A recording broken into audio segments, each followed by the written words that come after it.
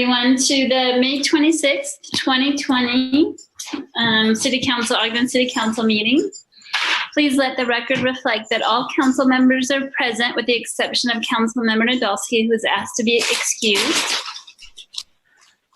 We'll start with the approval of minutes. So we have first the joint community session of October 8th, 2019, and work session of January 21st, 2020. Was Councilmember Heyer? Yes, Chair, I have reviewed those and found them to be accurate. Thank you. And work session of February 4th, 2020, Councilmember Lopez? Yes, Chair, they're correct. And joint work session of February 11th, 2020, Councilmember Stevens? Yes, Chair, they're correct. Thank you. And finally, special meeting of March 10th, 2020, Councilmember White has agreed to approve those. I did that in 8 minutes. Yes, I've reviewed those and I move that we adopt the minutes. I second it. Thanks. We have a motion by Councilmember White and a second by Councilmember Stevens, and this is a voice vote. All in favor? Aye. Any opposed? Thank you. That passes. So next on the agenda is the common consent, the consideration of appointments of diversity commissioners, appointments of Stacey Joy Bernal and Thomas Sasley, and the reappointments of Betty Sawyer, Taylor Knuth, and Jeremy Shinoda. And this is a voice vote. So all in favor? Aye. Aye. Any opposed? Do we need a motion? Yeah, I need a motion. We need a motion. Okay, we'll take a motion. With that, I will go ahead and make a motion to approve the items listed under common consent. Thank you. I second. Thank you. So we have a motion by Councilmember or Vice Chair Blair and a second by Councilmember Lopez. Okay, let's try it again. All in favor? Aye. Aye. Any opposed? Great, that passes. And I see that several of the members of the Diversity Commission are on the call, and we certainly want to thank them so much for their volunteer service and hope that they have a great term of service. All right, next we have public hearing, Ogden Hinckley Airport improvements. So first we'll have a presentation by the manager, Bryant Garrett.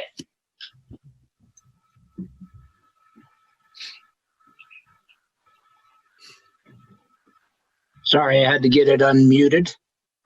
Give me 1 second, I'll share the screen. No problem.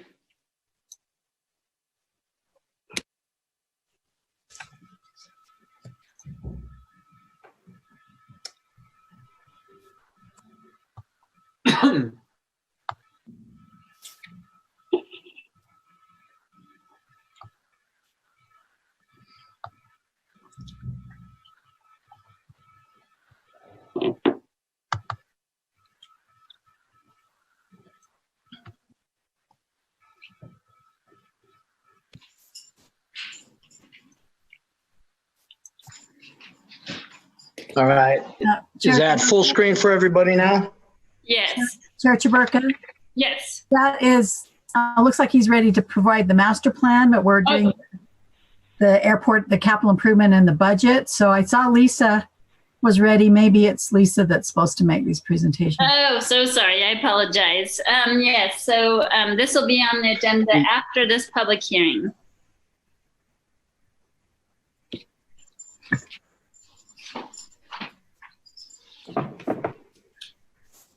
Okay, I'm sorry, everybody else is breaking up.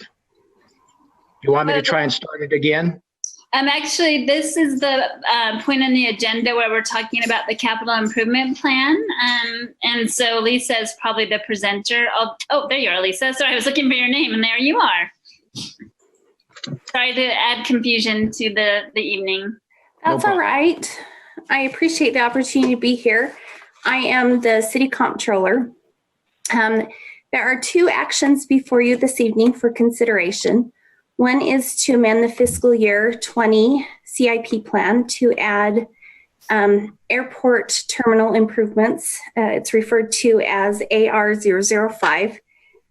The brief describes several improvements to the terminal. And in relation to that, would you like me to present both actions in one presentation. Is that all right? Or Absolutely. If you don't mind, Okay. because then we'll have public input about both items. they're so interrelated. It makes sense to me to do that, so I appreciate that. And in relation with that CIP that is proposed to be adopted into the current year plan, there is also a budget opening proposed. Are you able to see my screen? Yes. Okay, let's see if mine works on presentation. Does that look okay? It Perfect. does. Okay, good. The budget opening before you proposes an appropriation of $110,000 in the airport fund. This is a portion of AR005. This is to repair and replace the airport terminal roof. The CIP appropriation is $110,000. And that is, or excuse me, $210,000, and that is coming from BDO lease revenue in the amount of $110,000, and funding from the CIP fund of $100,000, and also a transfer in of BDO lease revenue for the $100,000 for airport improvement planning. This is for the infrastructure needed on the west side of the airport to give them some design and engineering money so they can get started on planning for the needed improvements to the airport there. The total appropriation to the budget would be $320,000. Do you have any questions regarding either of these actions before you? Lisa, I have a quick question for you. Sure. It's more about the CIP Critical Contingency Fund. Mm-hmm. So is that normally for one project, or do you normally in a CIP Critical Contingency Fund use more for overruns and those kind of things? Or We it just could use- it, yeah, go ahead. Sorry to interrupt you. We have used it for multiple things over the years. Things that come to mind are improvements to El Monte. The El Monte Foundation had some issues, the clubhouse. We used $70,000 one year for the clubhouse improvements. Last year, I believe we used it for Serge Simmons for the park, the lighting. There was some leftover from the prior year, and I think we appropriated $124,000 that was in the critical contingency for that project. We can certainly give you a list. It really has depended on what the needs were and what was available in the critical project contingency. No, I that's great. I just wondered what it was usually normally used for. So Yeah, it's been for a variety of things, and we would certainly be happy to provide you a list of what that's been funded for. I believe we've used a portion of it every year that council has funded it for a purpose, and we've always come to council and asked for permission to use those funds. great. Thank you. Uh-huh. And I don't necessarily need a list. Thank you. Oh. I didn't want you to go. So. I know. I didn't want you to go run off and do that right now. So thank you. Anytime. Any additional questions for Lisa?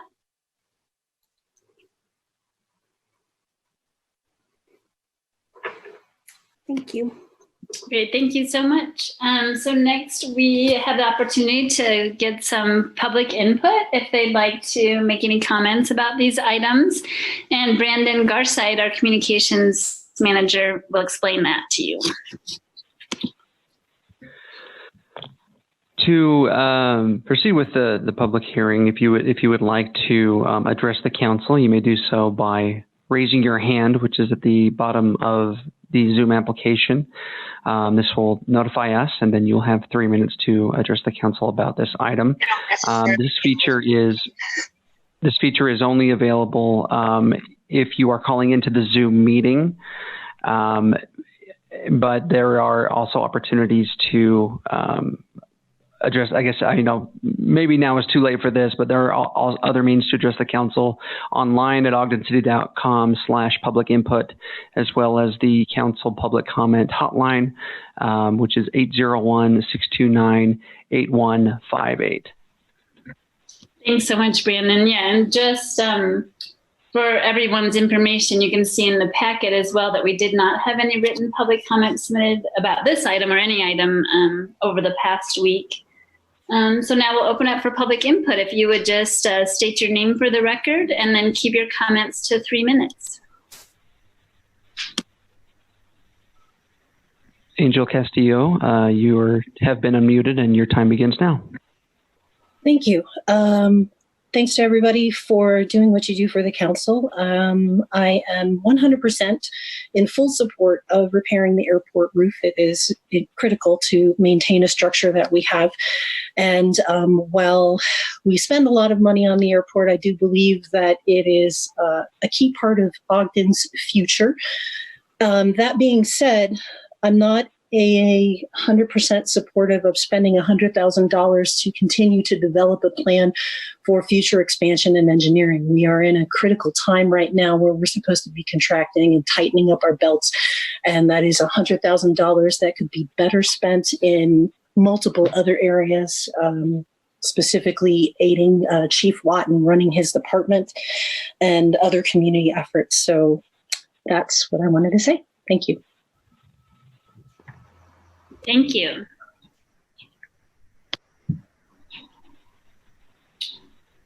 I'm not seeing any other hands raised. I'm not sure if anyone else would like to make comment.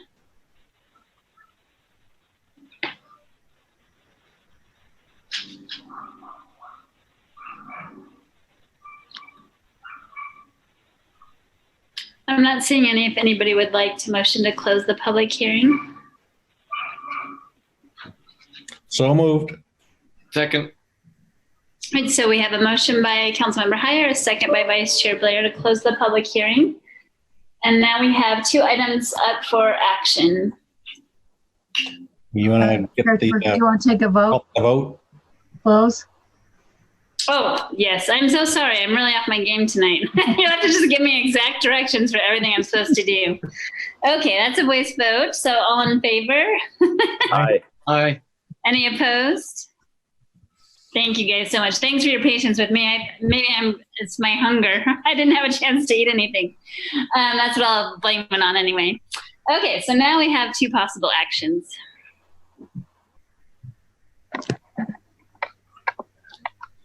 Chair, I'll make a motion that we adopt ordinance 2020-10.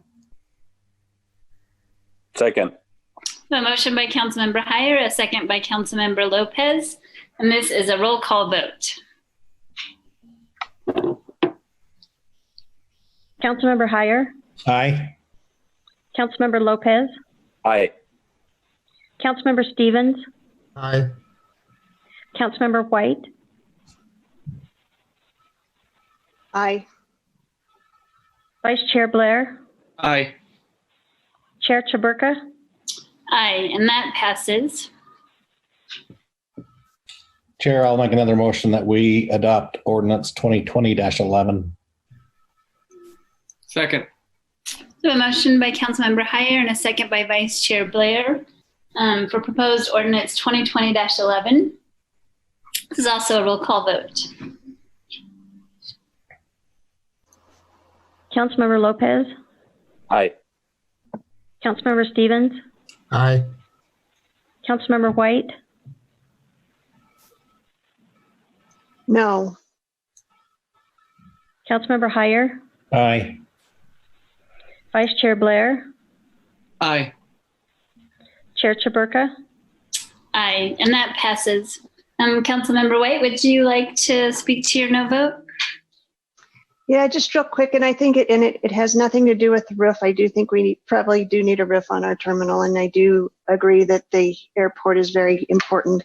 I just have some reservations that we continue to use city general fund money to support the airport, and that's it. I understand why we have to do it. I understand all of that. I just want to make sure that we continue to think. And I know that the master plan is coming, so I'm excited for that because I do think that that's going to move us in the positive direction. So I just wanted to get a no vote on there just for those reasons. Thank you. And I can just make some comments. I agree with you also. I have deep concerns about the continued funding of the airport from the general fund. So I'm very excited about the master plan as well. And I'm very hopeful that will get us in the right place. Great. So now I believe we're going to have a report from the Planning Commission. And this is where Airport Manager Bryant Garrett will present to us the master plan.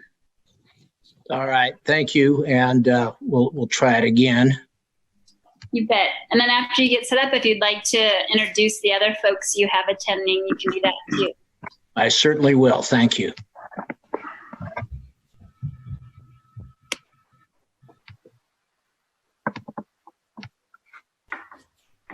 So the two others, the people that actually made the master plan happen that are participating tonight would be Wendy Rainier and Dana Hartshorn. They are the consultants selected for the conducting the master plan, started in 2018. So just to go over some key points here, the FAA master plan is required by the FAA for all AIP, which is airport improvement funding. That's the grants we get every year. And the feds generally participate to 90.63% of our capital projects, which leaves the city having to come up with the local share of 9.37%.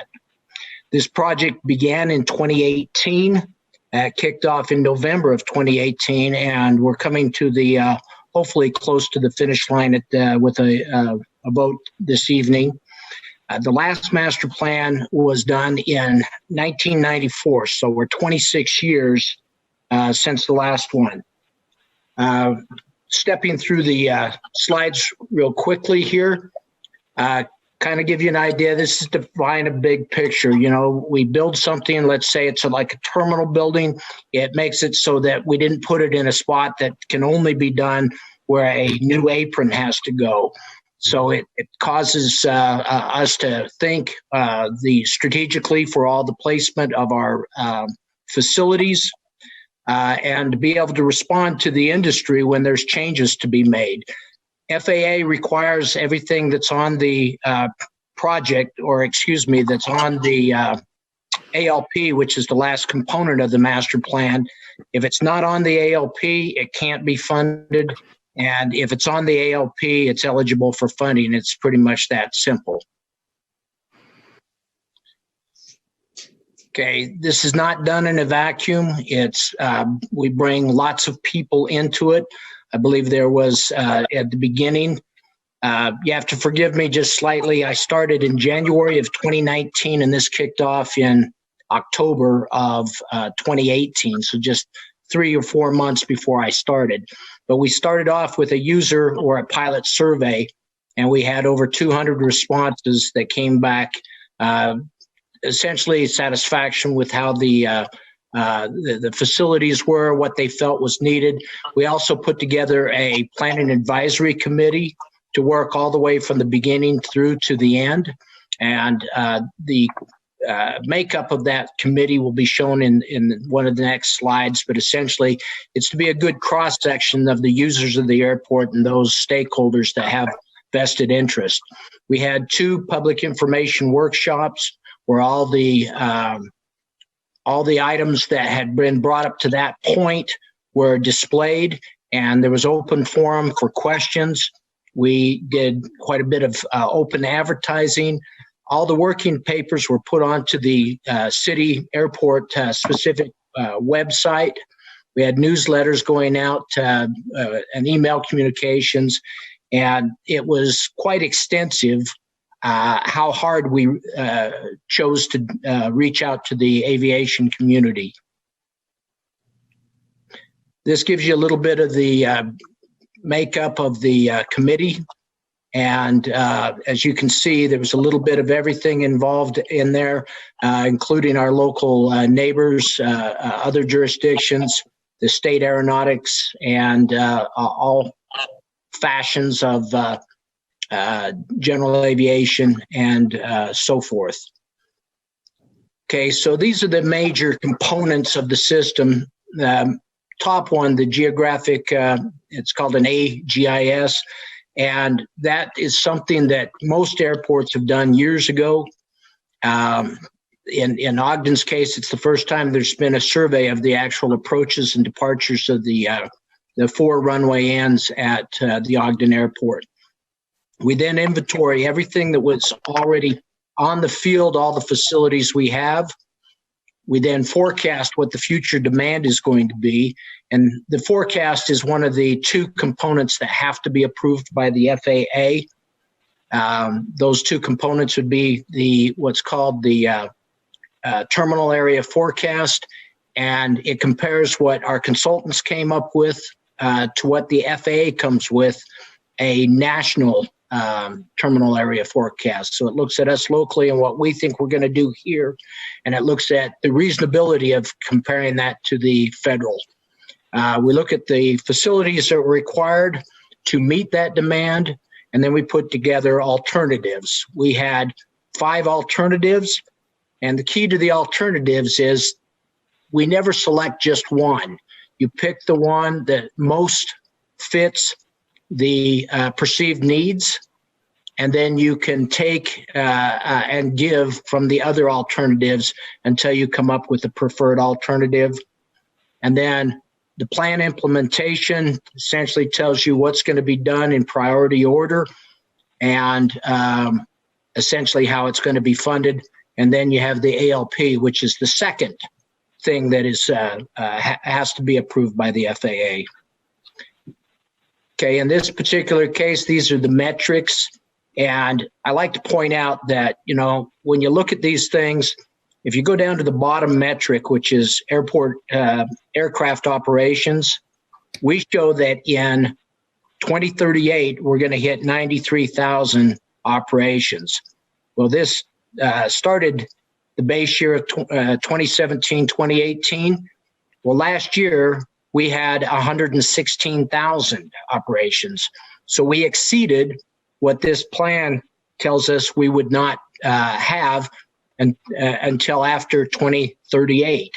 And the rationale behind that is the FAA requires reasonability when you compare what our consultants came up with and what the FAA National Terminal Area Forecast says. So it's it's not a bad mark on our consultants.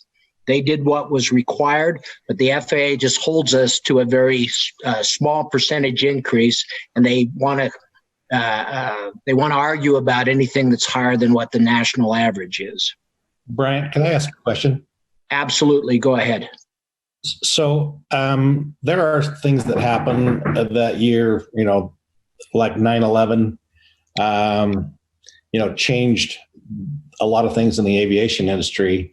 What were the operations pre 9/11 versus, so, you know, shortly after?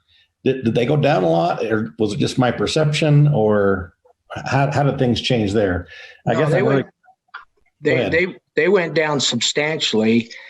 General aviation didn't get hurt. It did initially, but it came back faster than the airlines because, very similar to COVID-19 demand, people were scared to fly.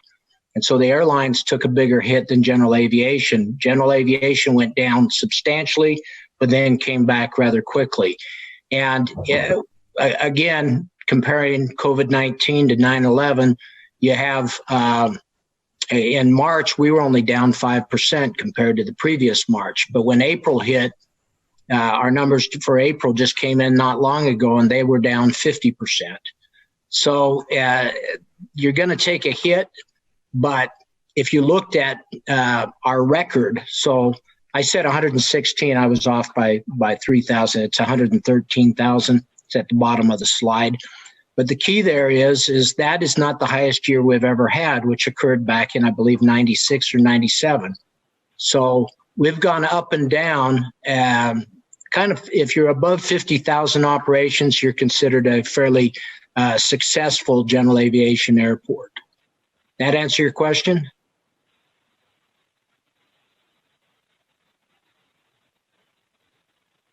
All right. So there are other additional metrics here. The needs for simultaneously parking aircraft, those are our tie downs or apron locations, and how much additional square footage would be needed. We have 163 buildings.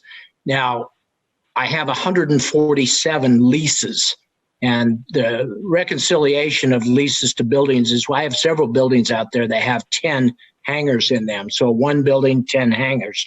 Each hangar would end up with a lease in our system. So Ogden, by almost any general aviation measurement, is a very busy airport. We even consider the off-airport parking areas where the Kemp Jet Center is. Additional aircraft requiring storage, those are hangars, how many additional hangars we may need. We're going to go over the short-term, intermediate, and long-term several times through the presentation, and it's roughly a 5-year, 10-year, and then a 20-year horizon. So short-term, 5 years, 2023, then 10 years, and then 20 years. And the 2028 is just based on the fact that it's this started off in 2018. Okay, this is the terminal building and how many passengers per hour that it's designed to handle. And it shows the continual growth of the airline traffic.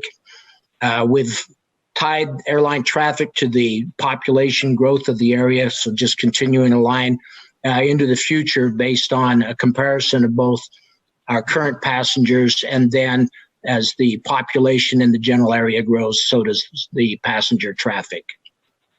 Okay, we got parking, both rental cars, employee parking, and pay parking. How many linear feet have for curbside drop-off? Okay, and then some long-term considerations here. And this is all leading up to the preferred alternative that we're going to look at. Okay, again, 5 alternatives that were put together. There's a list of airside and landside components that were common in each one. We even had one that indicated with us closing one of the 2 runways and going with a single runway environment. That one was not the selected alternative, but it just shows the diversity of choice that our consultants gave us. Okay, these are the 5 alternates, and you can see their components as you run down the list on the left-hand side, showing how much with alternate D on the top line, having only 1 runway, whether a runway extension was needed, whether we needed improvements on the approach, how many additional acres of general aviation hangars and apron would be needed. So as you can see, it's quite extensive. And then the key elements, and I'll jump to the map and show you the preferred alternative momentarily.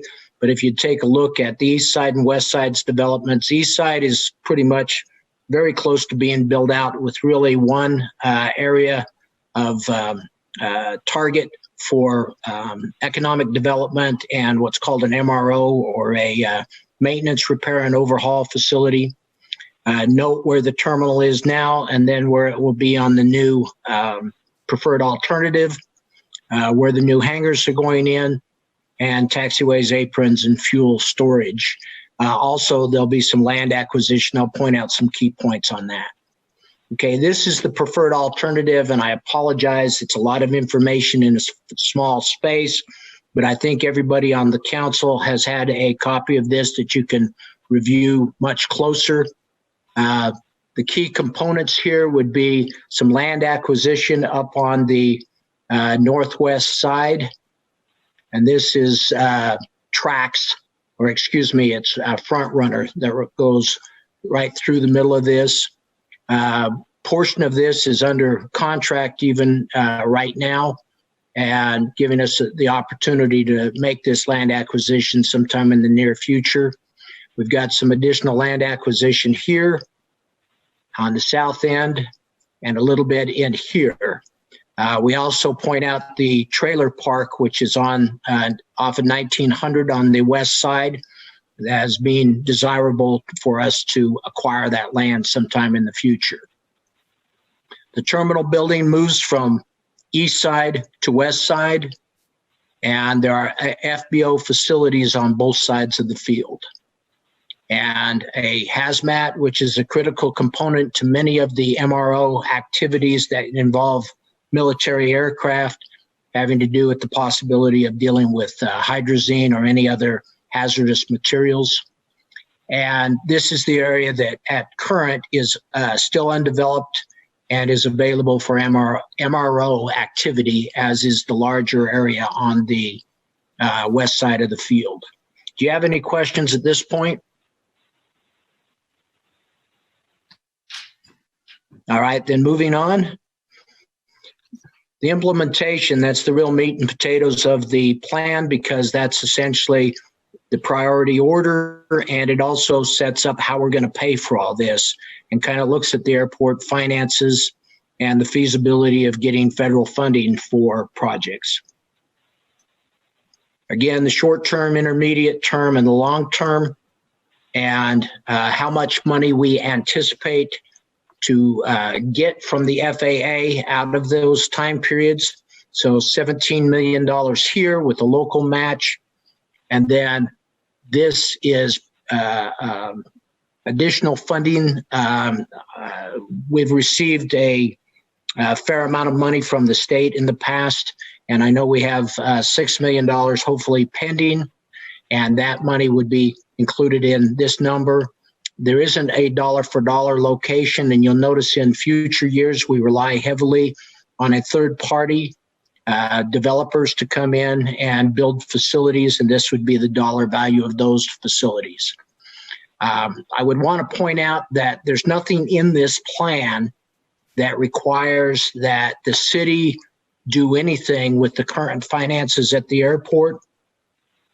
There is a list of projects that bring these totals up, and these are the best engineering estimates of a order of magnitude of what they would cost and the total amounts, and the full investment in the airport over 20 years would be roughly $450 million.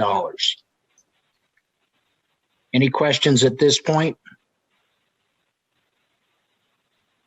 Okay, the ALP is a plan set of drawings that run 20 to 30 pages. They have everything from a profile view of the approaches and the obstacles that are out there that could cause not so much problems, but they could reduce our minimums. So when you come in with on a precision instrument approach, you have two measurements. One is forward-looking visibility, and the other one is what's called a decision height. And so as you're coming down at different points of elevation, you are restricted to being able to continue on to land if you have forward-looking visibility. Right now we're at 3/4 of a mile. And the decision height just tells you on the approach path at a certain point. If you don't have the airport environment in sight, then you'd have to do a missed approach. And right now I believe that that measurement is 400 feet. So you can get those to go down substantially by us removing some obstacles. Hopefully most of them are trees. I believe there's 7 trees on the south end of one runway, and I've got 3 on the other. But then to get them to go down even lower, we may have to deal with other objects that have to remain, that may have to be illuminated with a flashing light or things along those lines. We have all of the components of the preferred plan onto the ALP, so they would be eligible for future funding. So Brian, I have one question. I'd like to go back to the slide just before the one you're just talking about, the match. Right here? Yes, the short term. Yes. The 1.7 million, when is that going to be funded, or when do you project that to be funded? That's on a pay-as-you-go basis. So we get two levels of funding from the FAA.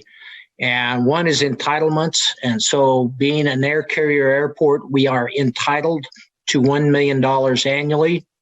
That roughly turns out to be a project that's $1.1 million because of the additional amount. Essentially, they're going to come up with $1 million.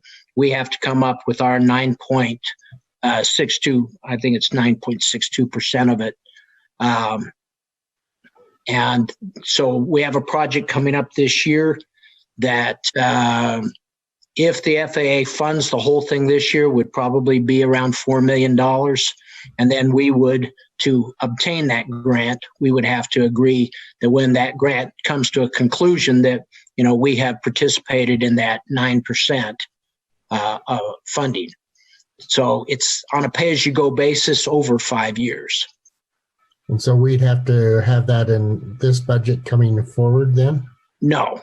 Okay. That part of it, that one project that I spoke of, which is the North Apron, that would have to be in the coming year's budget. Okay. All right. I just wondered when that amount would come out of our budget there. So, okay. Very good. Thank you. Do I have any other questions from the council? I've got another question about the decision height. Is that anything that is going to attract or dissuade commercial traffic from coming into here? At the level that we are right now, no, it's not. It depends on the local weather conditions, and having kind of cut my teeth in this industry at the Salt Lake International Airport, Ogden enjoys a much better VFR climate.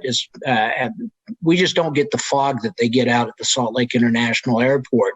And history has shown that, you know, we'll be a reliever site for those aircraft that don't have either the crew or the instrumentation on the aircraft to come in when the conditions are essentially 0-0. They can't see anything out there. Then they'll come to Ogden because our weather is usually within their minimums. I thought our Ogden was MDH was 200 feet. It was at one time. Okay. The Aegis survey that we just completed found obstacles, trees that essentially have increased those minimums. And yeah, I'd like to get them back. But they are not dissuading any traffic at this point that I'm aware of. Okay, thank you. Can I jump in? Sure. Please. Hi, this is Dana Hartshorn. And the decision height, as Brian indicated, when the Aegis survey was completed, which was a big aerial survey of Ogden Airport and the surrounding area, it found literally hundreds of obstructions. The first response from FAA was, we've got all these to cure. And we went to the flight procedures folks in Seattle and talked with them. And they came back ultimately and found these 7 trees that were obstructions. And it wasn't as bad as what the initial response had been from another group. And at this point, I just checked. May 21st, you were published for 267 feet. And so we're almost down to 250, which is as low as we're going to get with the current configuration. In fact, it's as low as we may reasonably ever get. But when those trees are removed, we would inform the FAA, and of course they would then reevaluate the approach, just as they just did, knowing about the trees. They'd reevaluate it, knowing the trees are removed, and it would go back down probably to 250 again when we're done. And if I can, one other thing on the budget, this particular year, because of COVID-19, Congress appropriated to FAA another $500 million to pay the matching funds for all the grants that are issued in 2020. So we have the $1.7 million without the need to match that this year. And then there's other money that, as Brian indicated, could be funded in to increase the total amount of the grant, and that would all be without match this year. Next year, we don't know because the appropriations are not done. After 9/11, FAA changed the grant match from nominally 90% to 95%, and they kept it there for about 7 years, I believe. So I expect that because of airport revenues, kind of crashing through this, that in order to keep the projects going and keep building the infrastructure that they know they need, that they'll be lobbied fairly heavily to continue this 100% grant, or maybe 95 or 98%, something like that, depending on the mood of Congress. Thanks. Thank you.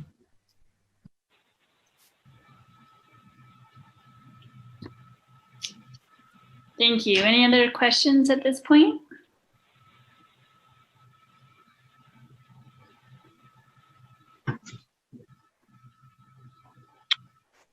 Well, thank you for the opportunity, and I'll turn it back to you. Go Chair? ahead. Go ahead, I Councilmember. have one for Brian. In your budget, I notice on your map you have an area that's under the area of green, the MRO. It's under lease contract. Will we have to purchase that in the next year or so, or how is that conducted? Is that part of your budget this year? That would be part of a future year budget because we have, we have an option for 5 years on it. And essentially at the end of it, then we have to make a decision. So essentially we have contract control over it, but we've got to consummate the purchase if we choose to in the future. And yes, that would be part of the airport budget, airport or CED. Okay. And what is an MRO, briefly? It's a maintenance, repair, and overhaul facility. So the C-130 project that we're hoping comes to Ogden, that's for doing MRO work on C-130s. So you can do both airframe or power plant work on those aircraft, and all of that's under the heading of an MRO. Okay, thank you. You bet.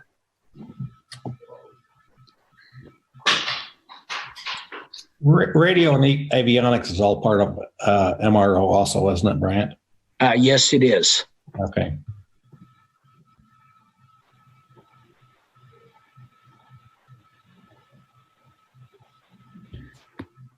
Great. Any other questions? I just have one, and I don't know why this is. So we have. And maybe it's because I see Clint right there in front of you're right in the middle of my screen there. Do we have height restrictions on buildings outside of the airport, and maybe not necessarily? Not necessarily in Ogden, but have we been working with any height restrictions in Roy, or do we have that kind of I'm just curious. So it's a work in progress right now. We have approached all the neighboring jurisdictions that border on the Ogden Airport and have talked to them about doing a joint overlay area for the airport.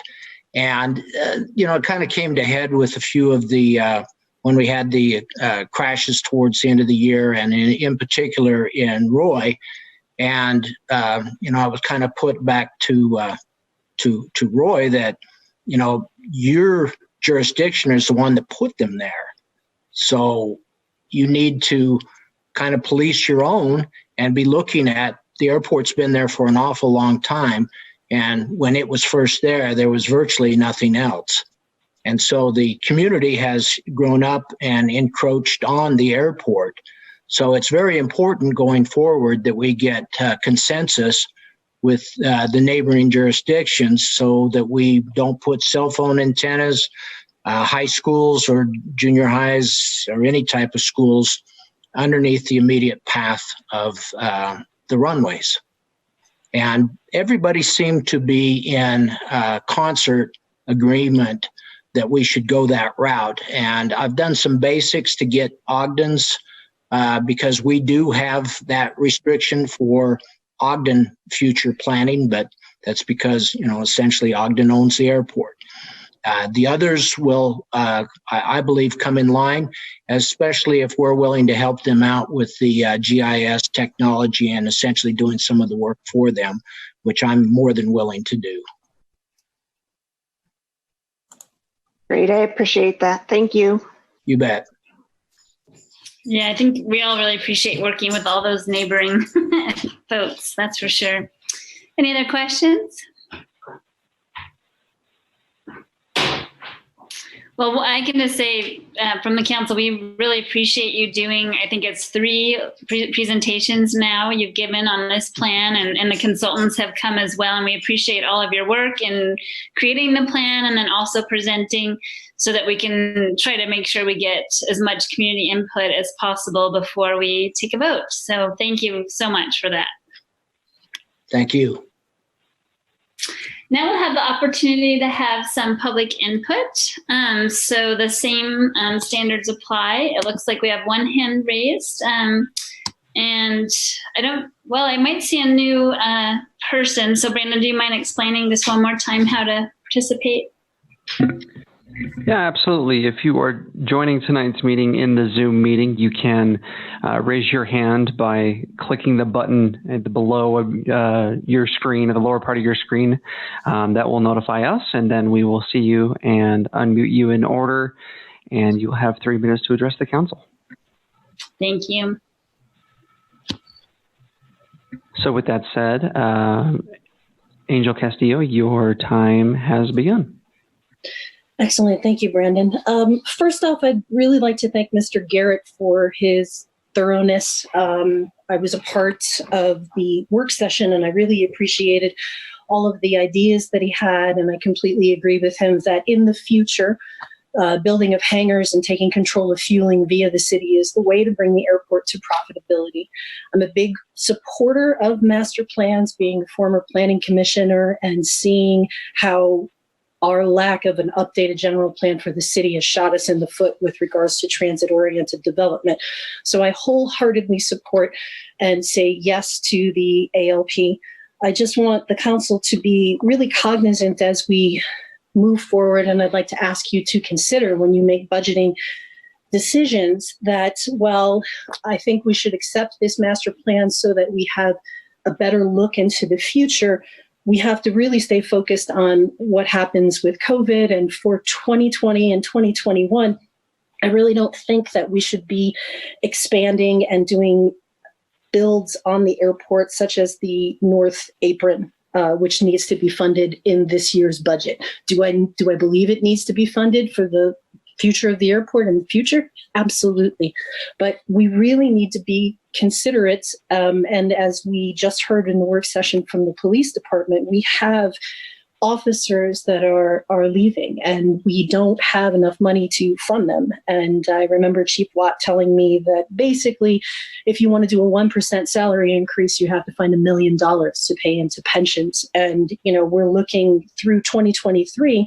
If we go ahead and we do these other things that are matched by the federal government, we're looking at a total of $4 million contribution through the year of 2023.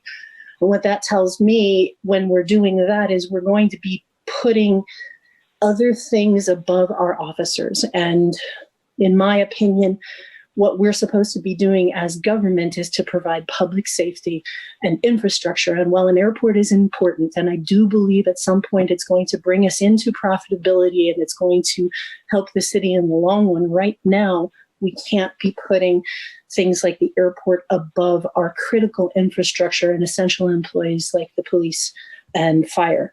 So again, I strongly agree that Mr. Garrett is the person to lead the airport to profitability, but please, as you're moving forward and you're considering what you're going to be assigning in the budget, please be very cognizant that we have other needs that are more essential to the city rather than expanding what we have at the airport as far as building things in the next year.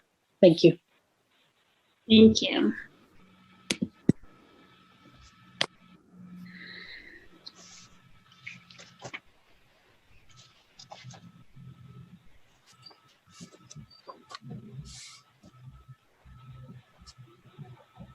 So I see no other hands. Since this isn't a public hearing officially, do we need to do a vote?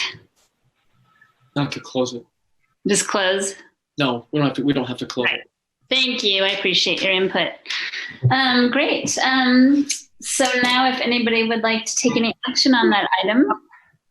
I would love to make the motion that we adopt resolution 2020-12, the Ogden Hinckley Airport Master Plan. Second it.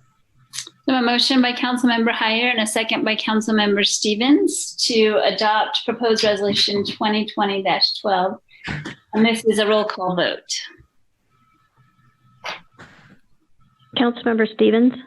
Aye. Councilmember White? Aye. Councilmember Heyer? Aye. Councilmember Lopez? Aye. Vice Chair Blair? Aye. Chair Chaburka? Aye, and that passes. And again, thank you to everyone for pulling together that report. I really, I have a lot of confidence in the process that plan went through and on the outcomes, and it gives me a little hope about the future of the airport. Great. So now, as I mentioned earlier, we did not receive any written public comment, and Bryn explained earlier that you can provide public comment on any item through our form on the council website or through calling the number that he mentioned. You also can reach out to council members individually with our email addresses or contact information that are on the website. We'd be happy to hear from any constituents about any issues. Now I'd like to invite Mayor Coldo if you'd like to make any general comments. I have a couple general comments. First, I'm looking at the backgrounds. Councilman Heyer had me mesmerized by his scuba diving experience, but Lopez, I'm glad I'm not doing this at home because San Francisco is where my daughter's supposed to be going to school, and I appreciate that background.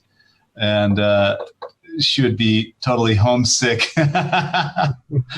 seeing that where she used to run every day, and now she's just home stuck with mom and dad. So I appreciate that. And I'll just give a quick thank you to Bryant. I'll keep it coming, Mayor. I'll keep it on. Okay, I'll let her know. Next time I'll do this from home and she can watch, and then she'll be crying in her Cheerios. But quick thank you to Bryant.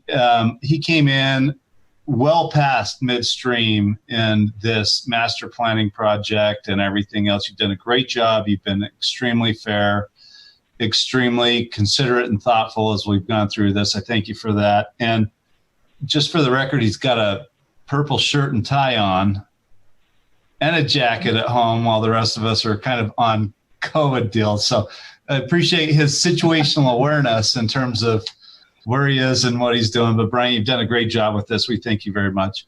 And then just lastly,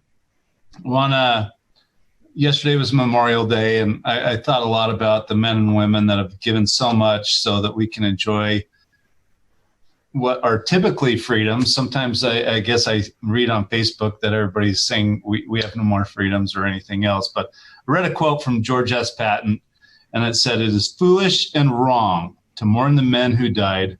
Rather, we should thank God such men lived." And I think about that as I listen to our police chief and our public safety people. My family was military and everything else. And we live in an amazing country. And yesterday was a great day to kind of reflect on the sacrifices that allow us to have open debate and open dialogue and everything else. And I thought that quote from George S. Patton was really topical and it kind of hit me in the feels. So just wanted to say that. I thank all you for volunteering to do what you do. And this has been an exceptional time, certainly with budgets and everything else. And I just want to tell you all how much I appreciate everything that you're doing. Thank you, Mayor. Thank you. Any other comments from council members? I have one, Chair. Well, go ahead. Oh, I was going to just kind of echo what the mayor said. I am glad that we finally have a airport master plan. It has been sorely needed for a long, long time.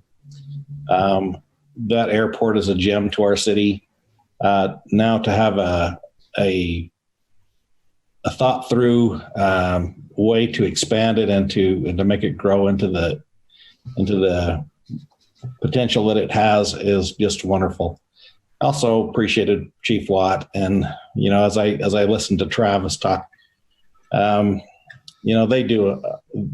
make our city the city that it is, and so people can sleep well at night. And I really do sympathize with the comments that he made.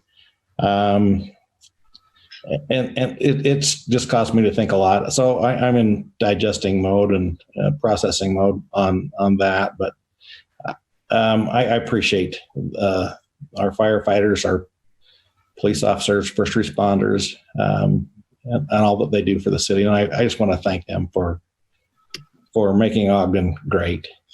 Thanks a lot. Thanks. And Councilmember Stevens?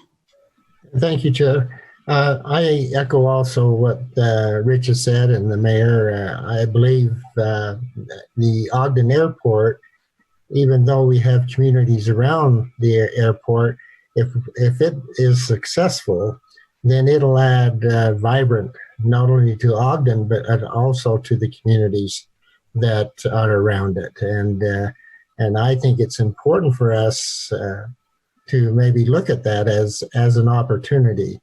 I agree that during this time we need to be sensitive and cautious in the funds we use, but also we need to look at opportunities that are there so that we can continue to expand and reach the goals that we have.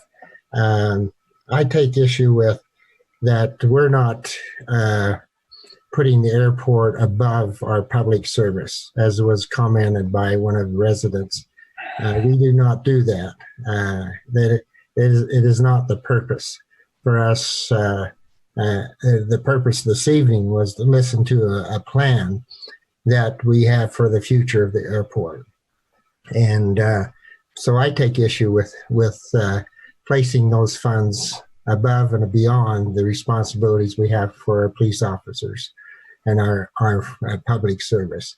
They do a great work for us. And as mentioned last week with you, Chair, that you asked the question in making Ogden, are we going to avoid some of the opportunities and the services in Ogden? And the comment came back, says, no, we're not going to do that. And I believe that's what the council is focused on. We're here as council members, and especially myself, to provide the services that need to be taken care of, the needs for the citizens of Ogden. And that's our paramount issue for this budget coming forward. So we're not going to shortchange our citizens, but we are going to look for opportunities where opportunities can be given. And so I take issues with some of those comments that were expressed here this evening. I do have one question for the administration. I read about the issue that Stephen Cook had with, I think they removed a tree or a bush, and I would like to maybe know what is actually transpired with that. And that's the only comments that I have. So thank you.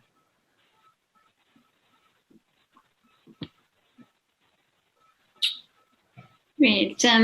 Maybe the administration can respond to you on email or something, Doug. They're not quite prepared to do Would so. be happy to do that. I haven't heard anything about it. So Okay. Yeah, not to put you on the spot or anything. no. We'll go do our research and get back to you.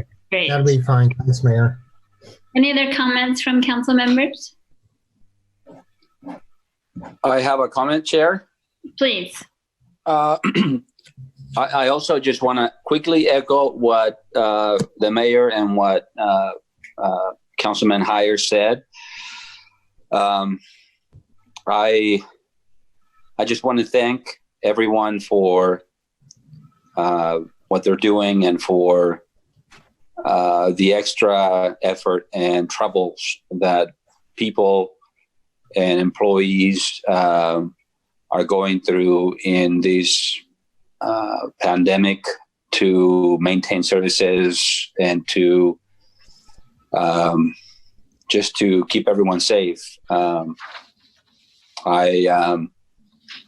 appreciate, certainly really appreciate the work that everyone is doing.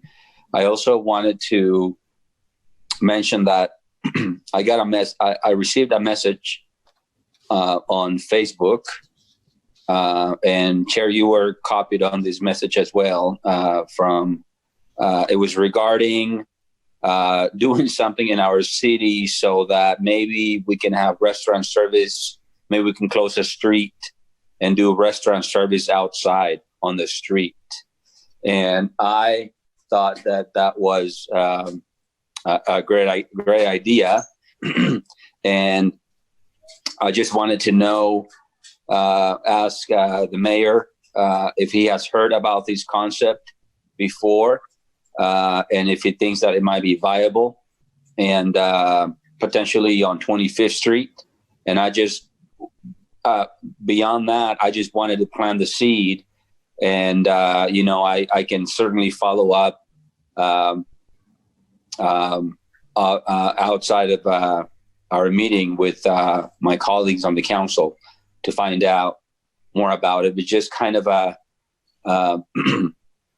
just wanted to see if I can get a reaction from Mayor Caldwell to see how he feels about this.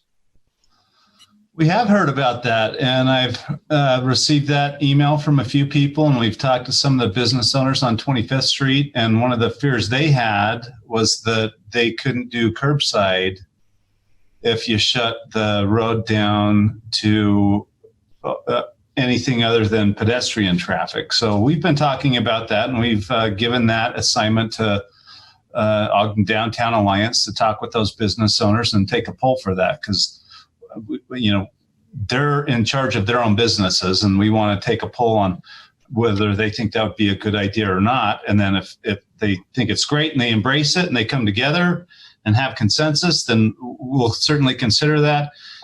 We're of the belief that they're going to try to go to green in terms of the economy in the next few weeks. And so we thought shutting the street down right now might be a little premature until we have a little bit more information. But I did read those comments. We've had a lot of dialogue internally about it. We've pushed that to the Ogden Downtown Alliance to have conversations about it. And, fingers crossed we get to move to green and we get a return to some normalcy. If our opening up the economy has us revert back, then I think there are some things like that we should be looking into. And there have been a lot of conversations, quite frankly, about, we've had comparisons with 25th Street and Pearl Street in Boulder, which is all pedestrian. They've shut all traffic down and made it all pedestrian on their 2 blocks in Pearl Street and Boulder. And so, those are long conversations with impacts on both sides of that ledger that we want to study and look at. But no, we've certainly read those and listened to them and looked at those and had internal dialogue about it. But in the end, we want the business owners making that decision, not having it come from an administrative level or anything else. We really want to support our local businesses. So if they reach out and tell us, no, this is something we really think would be great and we want to do, then we're going to listen to that and we're going to go to work on it.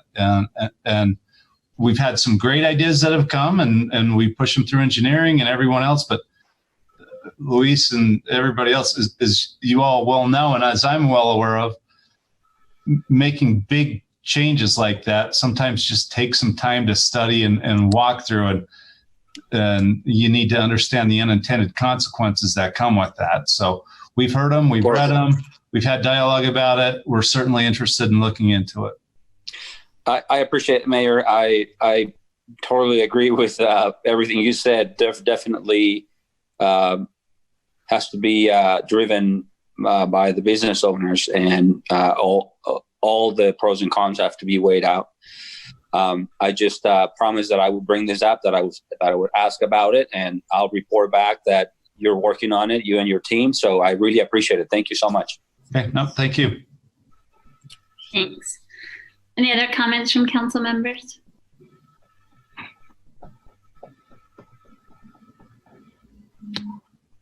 Okay, feel free to interrupt me if you do have a comment. I'd just like to really thank the staff again for, putting all this work into creating the budget and doing these presentations when I know they are on their fourth draft, I think tonight. Yeah, so they've done a lot of work and drafts on coming up with it. So I appreciate it. And I definitely appreciate the employee groups reporting out to us too. So thanks, everybody. I think that's the end of the agenda.